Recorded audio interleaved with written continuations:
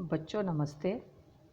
आज हम पद परिचय के अंतर्गत विशेषण के बारे में विस्तार से पढ़ेंगे।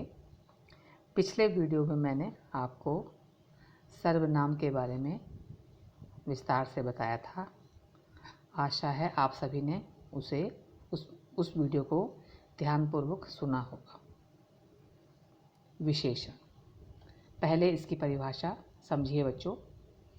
संज्ञा और सर्वनाम की विशेषता बताने वाले शब्दों को विशेषण कहते हैं। जिस शब्द की विशेषता बताई जाती है उसे हम विशेष्य कहते हैं, और जो शब्द विशेषता बताता है तो उसे विशेषण कहते हैं। जैसे पीला फूल, तो बच्चों इसमें पीला क्या है? विशेषण, और फूल क्या है? विशेष्य। कहने का तात्पर्य यह है, जिस शब्द की विशेषता बताई जा रही है वो क्या होता है? विशेष्य, और जो शब्द विशेषता बताता है वह क्या है? विशेषण। इसके बच्चों 4 भेद होते हैं। पहला गुणवाचक विशेषण, दूसरा संख्यावाचक विशेषण, तीसरा परिमाणवाचक विशेषण, चौथा सार्वनामिक विशेषण। अब इनकी परिभाषा जान लो बच्चों। पहला गुणवाचक, जिस विशेषण से किसी संज्ञा या सर्वनाम का गुण अथवा दोष प्रकट हो तो उसे गुणवाचक विशेषण कहते हैं।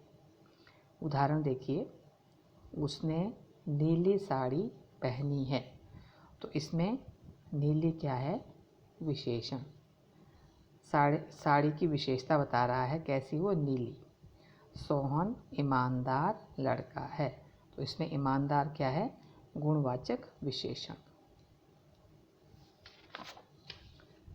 दूसरा है बच्चों संख्यावाचक विशेषण। जो विशेषण संज्ञा या सर्वनाम की संख्या बताए तो उसे संख्यावाचक विशेषण कहते हैं। इसका ही बच्चों 2 उपभेद होते हैं।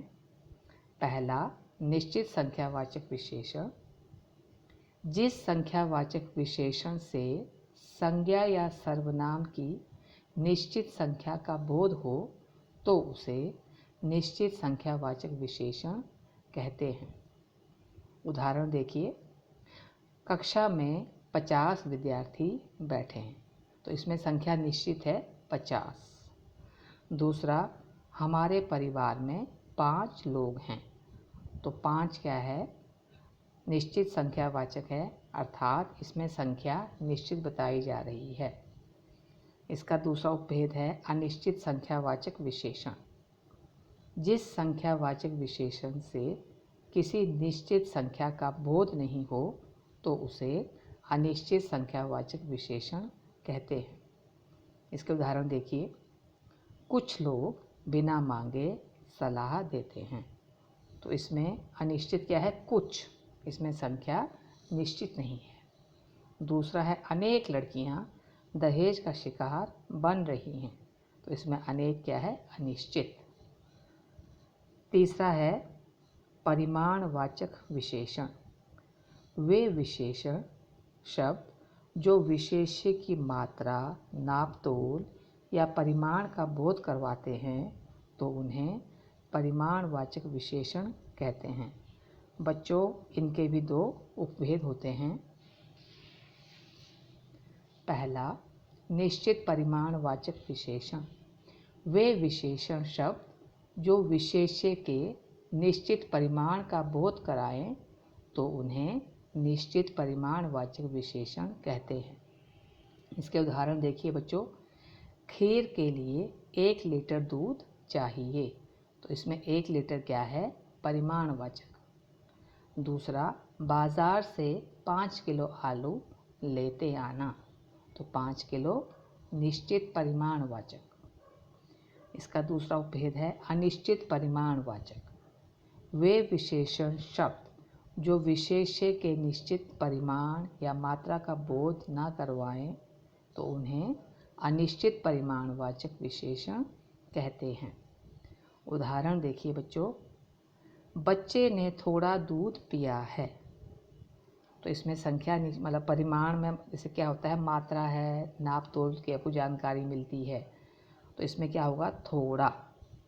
बाढ़ में बहुत सा गेहूँ नष्ट हो गया। तो इसमें बहुत सा क्या है, अनिश्चित, इसमें संख्या निश्चित नहीं है। परिमाणवाचक और संख्यावाचक में बच्चों आपको पहचान कैसे करनी है, जिसमें संख्या गणनीय है, अर्थात इसमें संख्या गिनी जा सके, तो वो होगा संख्यावाचक। जिसमें आपको जानकारी नाप तोल के माध्यम से मिलती है, मात्रा के माध्यम से मिलती है, जिसमें आप गिन नहीं सकते, तो वो क्या है, परिमाणवाचक। जैसे दूध है, आटा है, गेहूँ है, चावल है, तेल, तो ये सब किस में आएगा, परिमाणवाचक में। चौथा हमारा भेद है सार्वनामिक विशेषण।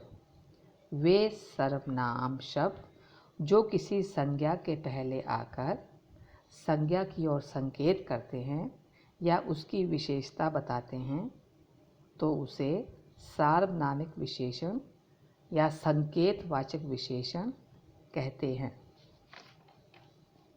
उदाहरण देखिए, दरवाजे पर कोई आदमी खड़ा है।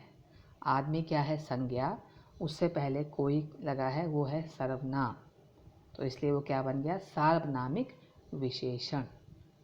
दूसरा उदाहरण देखिए, उस घर में कोई नहीं रहता। तो इसमें उस क्या है, सार्वनामिक विशेषण। घर क्या है, संज्ञा, तो संज्ञा से पहले लगा हुआ है उस, सर्वनाम, तो इसलिए बन गया वो सार्वनामिक विशेषण। तो बच्चों इसके 4 भेद हैं, आपको मैंने विस्तार से समझा दिया। अब थोड़ा सा बच्चों एक और इसमें आता है प्रविशेषण, उसकी जानकारी भी आप लोगों को होनी चाहिए, उस पर थोड़ा ध्यान देंगे आप। पद परिचय में प्रविशेषण के बारे में भी पूछ लेते हैं। इसकी परिभाषा देखिए, कभी कभी विशेषणों को प्रभावशाली बनाने के लिए विशेषण से पहले एक और विशेषण लगा दिया जाता है जो विशेषण की भी विशेषता बताता है, तो उसे हम प्रविशेषण कहते हैं। उदाहरण देखिए, पहला, अत्यंत मोटा व्यक्ति गिर पड़ा। देखो, मोटा क्या है, विशेषण, उससे पहले अत्यंत लगा है, तो उस विशेषण की भी विशेषता बता रहा है, उसे और ज़्यादा प्रभावशाली बना रहा है, तो इसलिए अत्यंत क्या हो गया, प्रविशेषण। दूसरा उदाहरण देखिए, अधिक चालाक व्यक्ति ही धोखा खाते हैं। चालाक क्या है, विशेषण, लेकिन उससे पहले अधिक लगा जो कि उसकी विशेषता बता रहा है, तो वो क्या हो गया, प्रविशेषण। अर्थात कहने का तात्पर्य है, जो विशेषण की भी विशेषता को बताता है, तो उसे हम क्या कहते हैं, प्रविशेषण। तो बच्चों आज के लिए इतना ही। मुझे पूरी उम्मीद है कि आपको विशेषण भली भांति समझ में आ गए होंगे।